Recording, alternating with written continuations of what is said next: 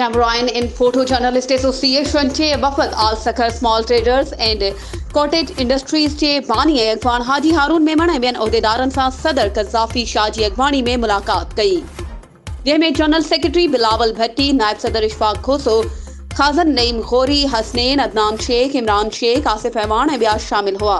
ऐं cottage industries के बानी हाजी हारून मेमण के कैमरामैन ऐं फोटोग्राफरनि खे दरपेश मुश्किलातुनि खां आगाह कयो वियो।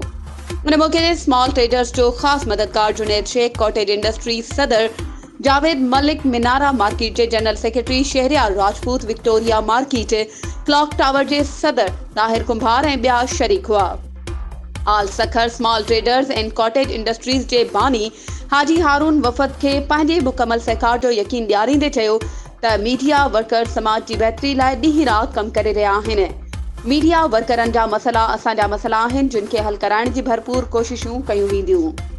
वधीक ख़बरुनि ऐं अपडेट्स जे लाइ असांजे चैनल खे सब्सक्राइब कयो ऐं हा, बेल आइकन खे प्रेस करणु न विसारिजो त जीअं असांजी हर नई अचण वारी वीडियो तव्हां ताईं पहुची सघे।